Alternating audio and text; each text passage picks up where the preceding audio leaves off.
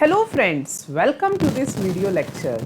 आज के इस वीडियो लेक्चर में हम लोग बात करेंगे सोशियोलॉजी ऑप्शनल के बारे में, जिसमें हम लोग इंट्रोडक्शन को देखेंगे और इसी के साथ साथ मॉडर्निटी क्या होती है उसको हम इस वीडियो लेक्चर में अच्छे से समझेंगे। तो इस लेक्चर को शुरू करने से पहले कार्ल मार्क्स के शब्दों को देख लेते हैं। The democracy is the road to socialism.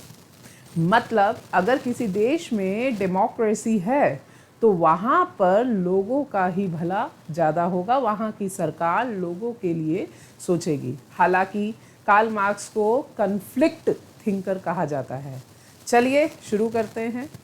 सबसे पहले मैं उपासना सरीन आप लोगों को अपना एक्सपीरियंस और इसी के साथ साथ सिविल सर्विसेज की जर्नी के बारे में बता देती हूँ। आई एम एन इंजीनियर और अगर मैं टीचिंग एक्सपीरियंस की बात करूँ तो टोटल 15 इयर्स ऑफ एक्सपीरियंस है, प्लस मैं सिविल सर्विसेज को लास्ट 5 ईयर से कॉन्टीन्यूस मैं क्लासेस दे रही हूँ। और कई सारे ऐसे बच्चे हैं जो इंटरव्यू तक गए हैं, कुछ क्वालिफाई भी हुए हैं, ठीक है। And hope you all will be doing well.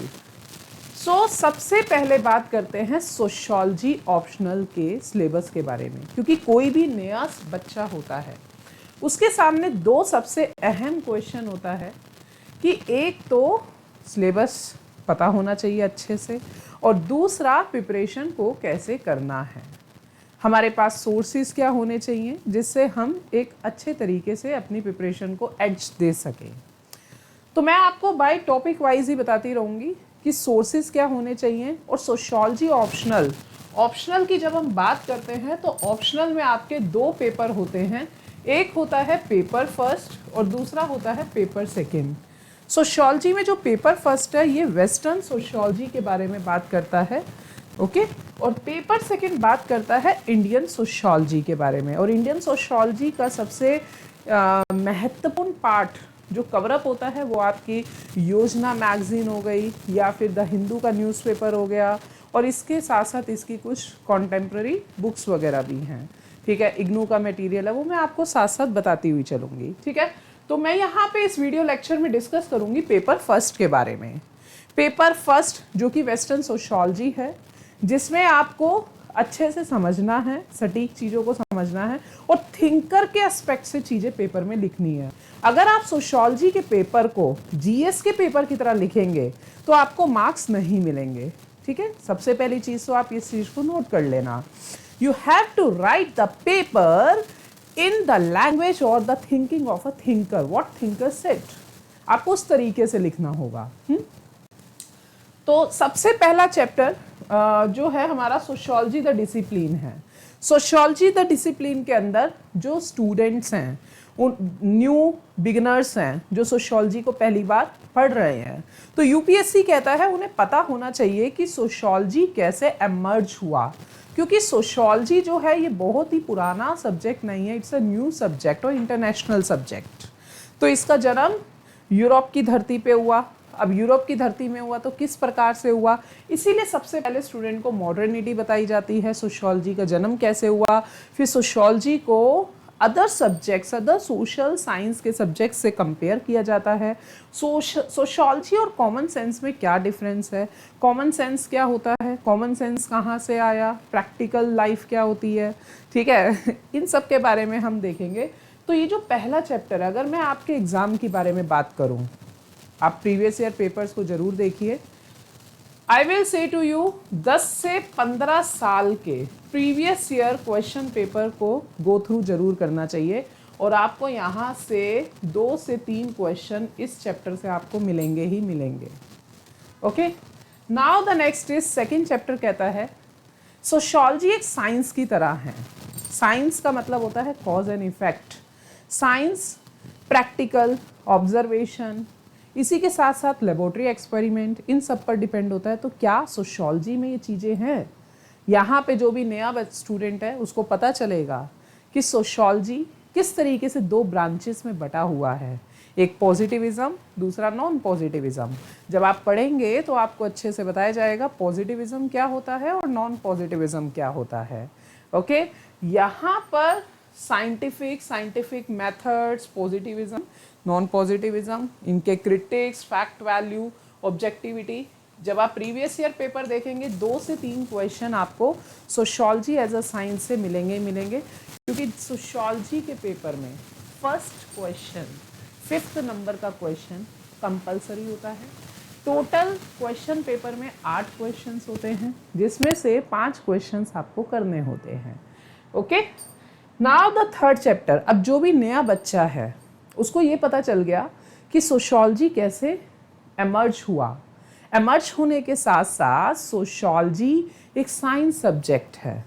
फिर उसके बाद ये देखा जाता है जब ये साइंस है तो इसमें किस तरीके से रिसर्च की जाती है। अब रिसर्च में मैंने अभी 1-2 वर्ड बोले थे, एक पॉजिटिविज्म, एक नॉन पॉजिटिविज्म।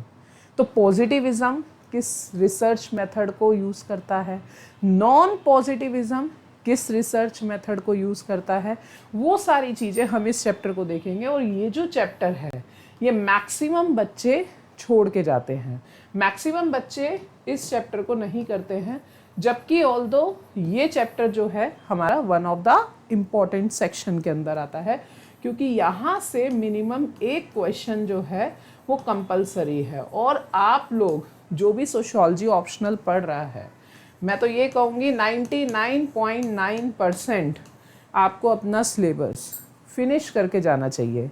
क्यों फिनिश करके जाना चाहिए? क्योंकि मान लीजिए आप क्वेश्चन नंबर 3 कर रहे हैं तो उसमें पार्ट A, B, C, मान लीजिए आपको A क्वेश्चन का आंसर आता है, B का आता है, अब C आ गया थर्ड चैप्टर से, जो कि मैंने कहा कि मैक्सिमम बच्चे इस चैप्टर को छोड़ के जाते हैं। यहाँ C से क्वेश्चन आ गया, अब इसके 20 नंबर गए। समझ रहे हैं आप लोग? तो इस तरीके की गलतियाँ आप लोगों को नहीं करनी है। रिसर्च मेथड एंड एनालिसिस है, आसान सा टॉपिक है, जिसमें हम लोग पॉजिटिविज्म, नॉन पॉजिटिविज्म दोनों के रिसर्च मेथड्स को अच्छे से समझेंगे। फोर्थ चैप्टर मोस्ट इम्पॉर्टेंट का मतलब ये है, अगर सोशियोलॉजी का हार्ट और ब्रेन बोला जाए तो फोर्थ चैप्टर ही है। क्योंकि अभी तक जो थर्ड चैप्टर है उसमें तो बच्चे को पता चला सोशियोलॉजी एमर्ज कैसे हुआ, सोशियोलॉजी साइंस कैसे है, कौन से मेथड्स का यूज़ किया जाता है, बट इस चैप्टर में बच्चा एक्चुअल में सोशियोलॉजी में एंटर होता है और उसे डिफरेंट पर्सपेक्टिव ऑफ थिंकर्स पता चलते हैं। हालांकि यूपीएससी ने 6 थिंकर्स के बारे में कहा हुआ है, हम लोग जब यहाँ पे पढ़ेंगे तो 13 से 14 थिंकर्स को अच्छे से पढ़ाया जाएगा आपको, क्योंकि we can not predict the UPSC and we can not take the chance to left any stone unturned, है ना। तो हमें तो अच्छे से 13-14 थिंकर्स के आसपास हम पढ़ के आएंगे। अब जो यूपीएससी है कार्ल मार्क्स के बारे में देता है, कार्ल मार्क्स एवरग्रीन थिंकर, ठीक है, कार्ल मार्क्स। अब यहाँ पे आपको सारे थिंकर्स के पर्सपेक्टिव पता चलेंगे। रिलीजन है, एक एग्जाम्पल दे देती हूँ आप लोगों के समझाने के लिए, जिससे आपको अच्छे से समझ में आ जाए। जैसे धर्म है, धर्म के ऊपर कार्ल मार्क्स क्या कहते हैं कि धर्म इसलिए बनाया है ताकि गरीबों का शोषण अच्छे से हो सके। बोला जाता है ना कि भाई धर्म है, भगवान है, इसीलिए हमारे कर्मों में, हमारे भाग्य में ये लिखा है तो हमें ये चीज़ सहनी है। तो कार्ल मार्क्स कहते हैं धर्म ना इंसान को सहने को मजबूर करता है। ठीक है, किसी के घर में बहुत प्रॉब्लम्स हैं, फिर भी व्यक्ति क्या कहता है, हमारी किस्मत में यही लिखा हुआ है ना। तो कार्ल मार्क्स की अगर आप थ्योरी को पढ़ेंगे तो उन्होंने बुर्जुआ, जो कि आप कैपिटलिज्म बोलते हैं, बट पेपर में आप लोग वही वर्ड यूज़ करेंगे जो सोशियोलॉजी स्टैंडर्ड की वर्ड्स हैं। आप कैपिटलिस्ट वर्ड यूज़ नहीं कर सकते हैं, आपको बुर्जुआ वर्ड ही यूज़ करना होगा। वर्कर के लिए आप वर्कर वर्ड यूज़ नहीं कर सकते हैं, आपको प्रोलिटेरिएट वर्ड यूज़ करना होगा। जब हम आगे क्लास लेंगे तो मैं आपको पूरे कीवर्ड्स भी अच्छे से बताऊंगी। पहले कीवर्ड्स बताऊंगी, फिर उसके बाद आपको बताया जाएगा, लेक्चर दिया जाएगा, जिससे आप लोग मेरे वर्ड्स निकलेंगे तो आप अच्छे से समझ पाएंगे। ओके, एमिली डर्कीम तो भाई फंक्शनलिस्ट हैं। ये कुछ भी हो, चाहे धर्म हो या फिर कास्ट हो, कुछ भी, एनीथिंग, ये उसको एज अ फंक्शन के रूप में लेते हैं। अब धर्म के ऊपर ही एमिली डर्कीम कहते हैं कि धर्म जरूरी है क्योंकि सोसाइटी में ये एक सोशल ऑर्डर को बनाता है, ये सोशल मोरालिटी क्रिएट करता है, धर्म से एक पहचान मिलती है, धर्म जरूरी है सोसाइटी में। मैक्स वेबर के पर्सपेक्टिव को पढ़ेंगे। ये नॉन पॉजिटिविज्म है। अभी बताया जाएगा आपको, जब धीरे धीरे आप आगे पढ़ेंगे ना तो आपको बताया जाएगा कि इन्होंने पॉजिटिविस्ट का क्रिटिसिज्म करने वाले सबसे पहले यही थिंकर थे। इसीलिए एमिली डर्कीम को, यदि आप सबसे पहले जो सोशियोलॉजी की ब्रांच उठी वो पॉजिटिविज्म थी, तो एमिली डर्कीम अगस्त कोम्ते को अगर आप कहते हैं कि पॉजिटिविज्म के फादर हैं, तो नॉन पॉजिटिविज्म, जिसे आप इंटरप्रेटिविज्म सोशियोलॉजी भी कहते हैं, उसके जनक means father of interpretivism sociology Max Weber हैं। ठीक है, अब एक डिफरेंस बताए थे क्योंकि आप लोगों के मन में हो रहा होगा कि मैडम पॉजिटिविज्म नॉन पॉजिटिविज्म बोल रही है, बट एक्चुअल में है क्या। पॉजिटिविज्म कहता है सोसाइटी अपने रूल्स रेगुलेशन व्यक्ति पे डालती है और व्यक्ति वही करता है जो सोसाइटी कहती है। जैसे हम सुबह उठते हैं, सोसाइटी ने कहा कि आप उठो, रूम वर्क करो, पूजा करो, स्कूल में जाना है, ट्यूशन्स जाना है, फिर आना है। This is what the positivism is. Society ने बताया आपको आईएएस ही बनना है, भाई आप कुछ और भी जॉब ले सकते हो, बट आईएएस ही क्यों बनना है? क्योंकि आपको कहीं ना कहीं सोसाइटी ने बताया है कि पावर इसमें सबसे ज़्यादा है, इस जॉब में ब्यूरोक्रेसी है, शासन है, आप एडमिनिस्ट्रेशन, आप गवर्नमेंट के अंदर एंटर होंगे, तो आपको इस फील्ड में पावर दिखती है। अगर आपको सिर्फ पैसा कमाना है तो भाई मार्केट में एक छोले भटूरे की दुकान वाला भी बहुत पैसा कमा लेता है, तो उसके लिए सिर्फ आईएएस बनना ही ज़रूरी नहीं है। आप समझ रहे हैं मेरी बात? तो पॉजिटिविज्म ब्रांच जो है वो ये बताती है सोसाइटी कैसे इम्पैक्ट करती है व्यक्ति पे। नॉन पॉजिटिविज्म कहता है व्यक्ति सोसाइटी पे इम्पैक्ट करता है। अब एक रिक्शे वाले का बेटा आईएएस बन गया तो सारी जगह ये होता है, रिक्शे वाले का बेटा आईएएस बन गया मतलब एक व्यक्ति ने इम्पैक्ट डाला। एपीजे अब्दुल कलाम ने पूरी सोसाइटी पे इम्पैक्ट डाला, है ना। तो सोसाइटी में दोनों ही चीज़ें हैं, इसी कारण से दोनों ब्रांचेज हैं और दोनों ब्रांचेस के अपने क्रिटिसिज्म है, दोनों ब्रांचेस के अपने अपने फ़ायदे हैं, अपने एडवांटेजेस हैं, वही तो हमें पढ़ना है। तालकोट पार्सन ने वेबर और डर्कीम को ही पढ़ा था। इन्होंने थ्योरी दी आगे चलकर, ठीक है। Pattern variable social system. Merton ने मैनिफेस्ट कन्फर्मिटी रेफरेंस ग्रुप की दी, ठीक है, मिडल रेंज थ्योरी। अच्छा, इसके बाद मीड ने सेल्फ और आइडेंटिटी की थ्योरी दी। ये इम्पॉर्टेंट है। खैर इम्पॉर्टेंट तो सारे ही हैं, और इसके अलावा अगर आप यूपीएससी के पेपर में देखें तो यूपीएससी तो फर्डिनेंड टोनीस से भी क्वेश्चन पूछ लेता है, ठीक है। ऐसे भी थिंकर से क्वेश्चन पूछ लेता है जो कि सिलेबस में नहीं लिखे हैं, और इसी कारण से मैंने आपको कहा जब हम पढ़ेंगे तो 13 से 14 थिंकर्स पढ़ेंगे, ठीक है। सेल्फ एंड आइडेंटिटी मीड ने एक अलग थ्योरी दी है। मीड कहते हैं जब एक व्यक्ति अपने आप को एक शीशे के सामने रखता है तो उसकी दो इमेज बनती है। एक तो वो इमेज जो वो खुद है, दूसरा वो जो सोसाइटी उसे समझती है। मान लीजिए एक लड़की है, ठीक है, बहुत ही शाई टाइप की है, तो उस लड़की को पता है कि यार मैं लोगों को फेस नहीं कर सकती हूँ, शाई है, तो उसे खुद पता है कि वो क्या है, परंतु सोसाइटी उसे कैसे देखेगी? अपने पर्सपेक्टिव से देखेगी। कुछ लोग कहेंगे अरे तो बहुत घमंडी है, बात ही नहीं करती है। कुछ लोग कहेंगे अरे बहुत सीधी सादी लड़की है, ज़्यादा लोगों से मिक्सअप नहीं होती है। तो लोग अपने पर्सपेक्टिव अपने अकॉर्डिंग देते हैं। तो यहाँ पे सेल्फ और आइडेंटिटी ये थ्योरी मीड ने दी। और अच्छा एक चीज़ और बताती हूँ मीड ने तो एक्चुअल में अपनी बुक ही नहीं लिखी थी, ये मीड के स्टूडेंट थे ब्लमर, उन्होंने इस थ्योरी को उनकी डेथ होने के बाद अब उनके ही जो क्लास नोट्स थे उसी से ये बुक पब्लिश की थी, ठीक है। तो ये जब आप पढ़ेंगे ना आपको बहुत इंटरेस्टिंग लगेगा। ये जो सेक्शन है, ये वाला सेक्शन आपका अप्रॉक्सीमेटली 120 मार्क्स को कवर अप करता है, 120 मार्क्स को। नेक्स्ट है स्ट्रेटिफिकेशन एंड मोबिलिटी, ठीक है। स्ट्रेटिफिकेशन और मोबिलिटी में अब जो हमने 4th चैप्टर में थिंकर्स पढ़े, उन थिंकर्स की थ्योरी का एप्लीकेशन, आपको यहाँ देखने को मिलेगा। सोसाइटी में स्ट्रेटिफिकेशन क्या है, कार्ल मार्क्स क्या कहते हैं, तालकोट पार्सन क्या कहते हैं, वेबर क्या कहते हैं, डर्कीम क्या कहते हैं, उनकी थ्योरी का एप्लीकेशन है। इसीलिए कहा जाता है थिंकर्स अच्छे से पढ़ लिए तो आपके जो बाकी के 5 चैप्टर है, टोटल 10 चैप्टर है इस पेपर फर्स्ट में, तो आपके बाकी के चैप्टर्स ना वो बहुत अच्छे से हो जाएंगे। ठीक है, तो यहाँ पे देखिए लिखा हुआ है ना, theory social stratification, Weberian theory क्या कहती है, मार्क्सियन क्या कहती है, फंक्शनलिस्ट क्या कहती है, फंक्शनलिस्ट में डर्कीम की थ्योरी क्या कहती है, पार्सन क्या कहते हैं। समझ रहे हैं आप लोग? इस तरीके से हम डिफरेंट पर्सपेक्टिव करेंगे और हमें पर्सपेक्टिव के बेस पर ही पेपर में आंसर लिखना है। जहाँ आपने अपनी इच्छा से कुछ भी लिखने की कोशिश करी, जैसे आप जीएस के पेपर में करते हैं, वो नहीं चलेगा। आपको पेपर एज अ थिंकर ही लिखना होगा, थिंकर के पर्सपेक्टिव से ही लिखना होगा।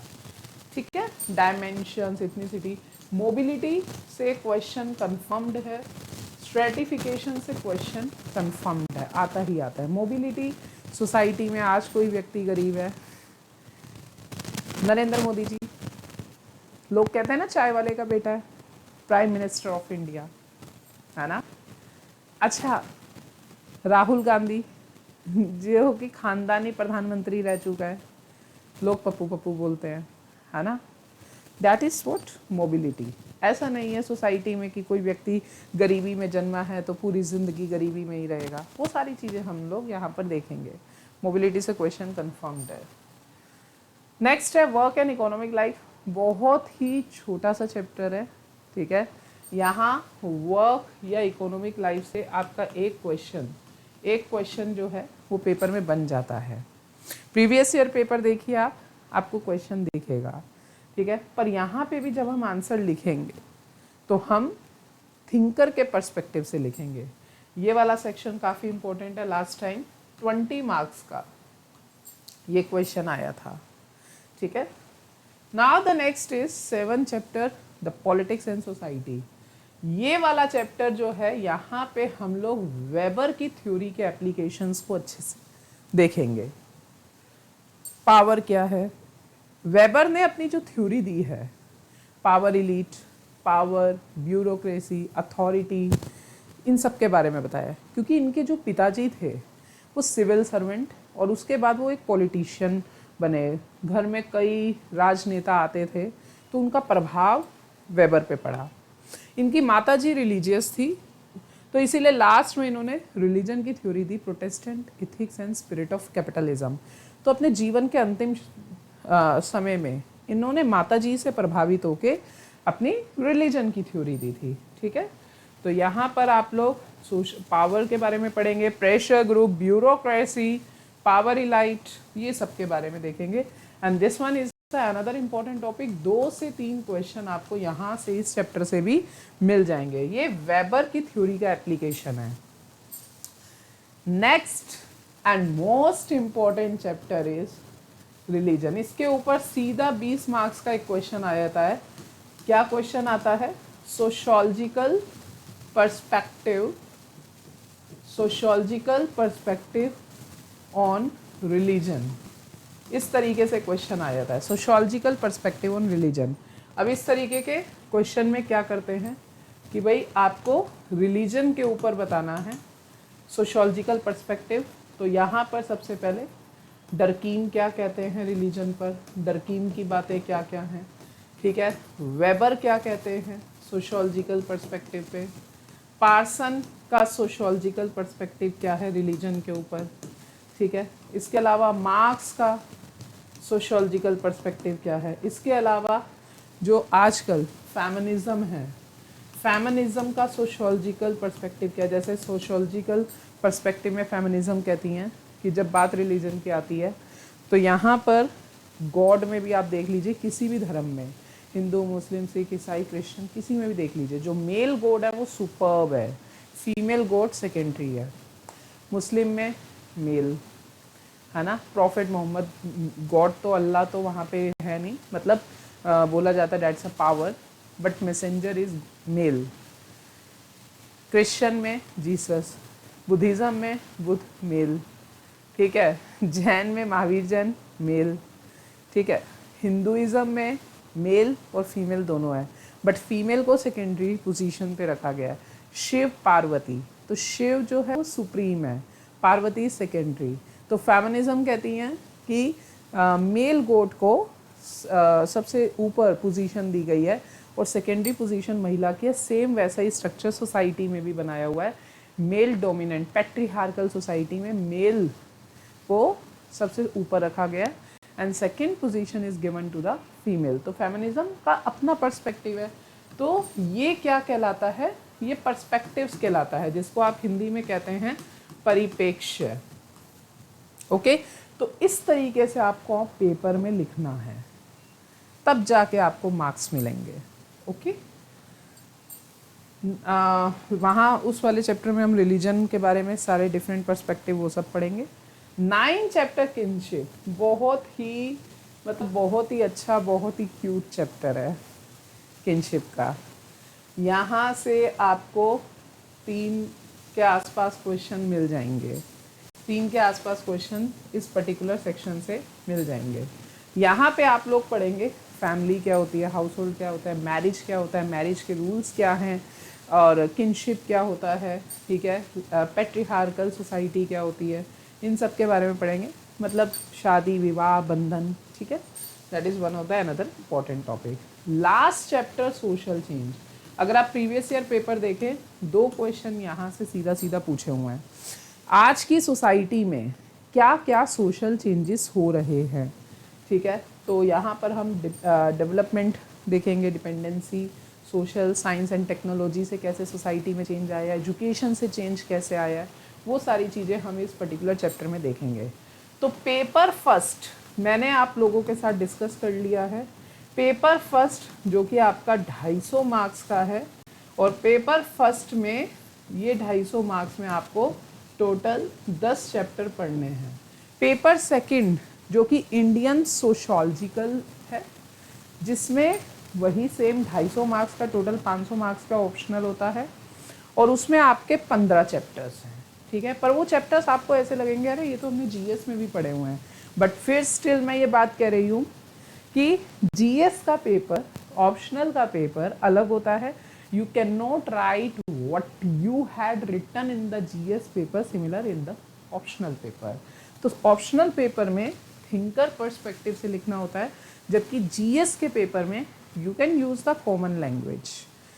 ओके, तो अब जितने भी स्टूडेंट्स हैं उनको ये पता चल गया है कि सिलेबस क्या है और पेपर में लिखना कैसे है। नेक्स्ट लेक्चर में मैं आपको बताऊंगी सोशियोलॉजी के पेपर में क्या गलतियां नहीं करनी हैं और मार्क्स कैसे ज़्यादा लिए जाते हैं। आइए एक छोटा सा टॉपिक देखते हैं मॉडर्निटी के बारे में, ठीक है। मॉडर्निटी का टॉपिक देखते हैं। इट्स अ वेरी सिंपल, हाँ समझते हैं। और वैसे अगर मैं इस टॉपिक पे पूरा लेक्चर देने लगूँ तो 2-2.5 घंटे का लेक्चर हो जाएगा, बट अभी हम शॉर्ट में लेते हैं, ठीक है। तो देखिए मॉडर्निटी, नाम से ही पता चल रहा है मॉडर्निटी। पर ये मॉडर्निटी वर्ड आया क्यों? बच्चे, सोशियोलॉजी जब डार्क एज थी, उस समय था डार्क एज। डार्क एज का मतलब क्या? 5 से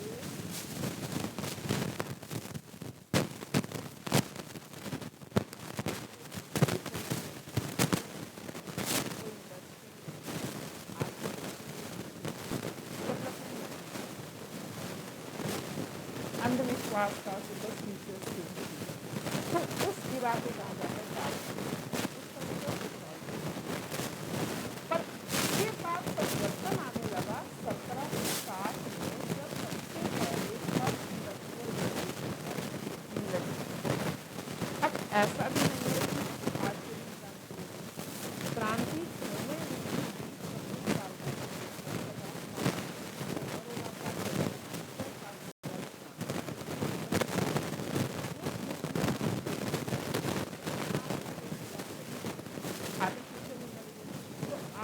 26 साल का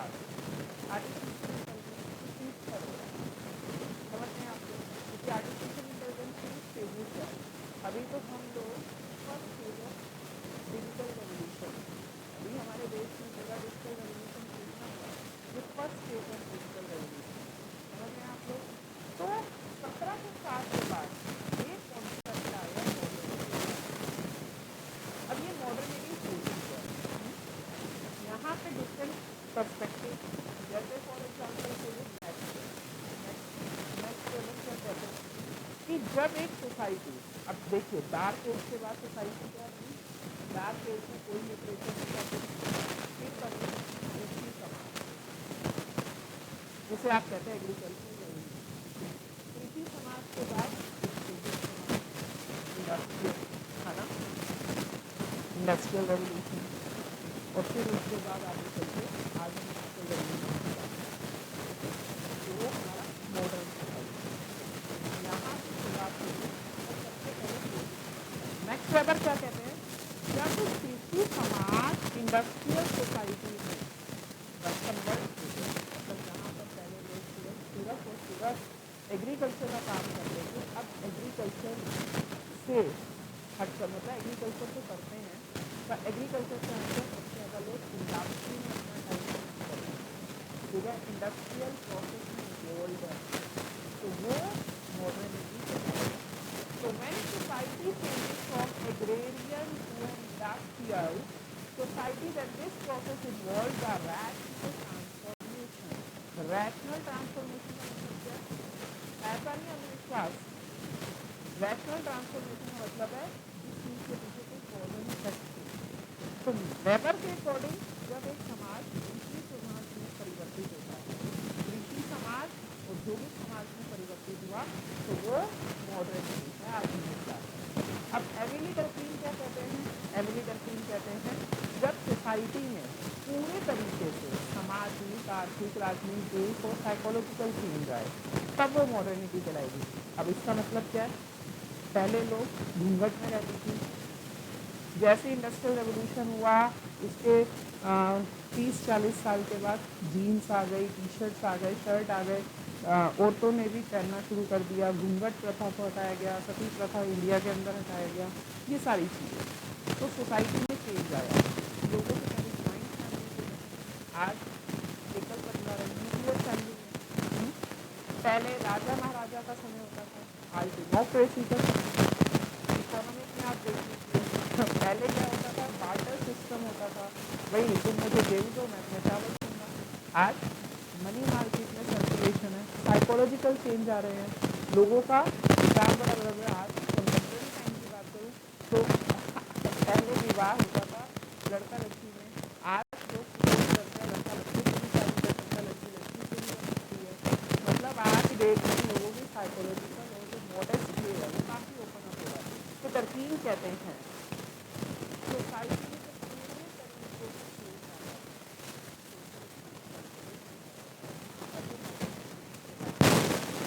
अब कार्ल मार्क्स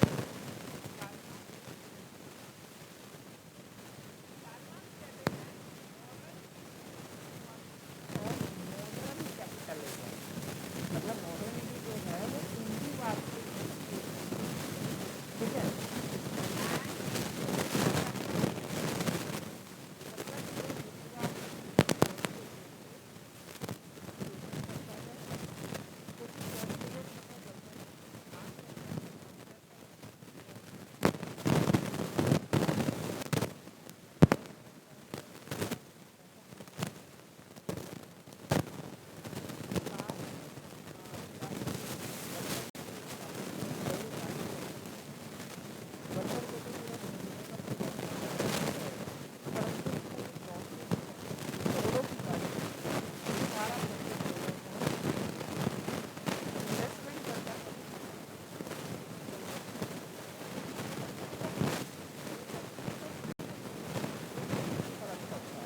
ठीक है, ये जब आप आगे डिटेल में थिंकर्स पढ़ेंगे तो आपको और अच्छे से पता चलेगा। जॉर्ज सीमेल क्या कहते हैं, modernity involve the two major inter related sides. Modernity का मतलब है शहरी जीवन और उसमें डिफ्यूजन ऑफ मनी, धन का कैसे चक्र है, ठीक है। फर्डिनेंड टोनिस की जब बात की जाती है तो ये याद रखना, गेमिनशाफ्ट और दूसरा है गेसेलशाफ्ट। गेमेनशाफ्ट गेसेलशाफ्ट का मतलब क्या है? गेमेनशाफ्ट का मतलब है ये वो समाज है जो कि सिंपल सोसाइटी है। ये जर्मन वर्ड्स हैं। हाँ, इंग्लिश की बात करूँ तो गेमेनशाफ्ट इज अ सिंपल सोसाइटी, मतलब गांव का जीवन, विलेज लाइफ। और अगर मैं गेसेलशाफ्ट की बात करूँ, कॉम्प्लेक्स सोसाइटी, मतलब मॉडर्न सोसाइटी, मतलब आज की इंडस्ट्रियस सोसाइटी। ओके, तो गेमेनशाफ्ट पहले कैसे लोग रहते थे, आज कैसे रहते हैं। तो कहने का मतलब ये है कि मॉडर्निटी से सिंपल और मॉडर्न, मतलब गेमेनशाफ्ट और गेसेलशाफ्ट की अपनी अपनी विशेषता है। गेमेनशाफ्ट गेसेलशाफ्ट बन गया, यही मॉडर्निटी। ऐसा टोनिस कहते हैं। पहले लोग गांव में रहते थे, सिंपल लाइफ है।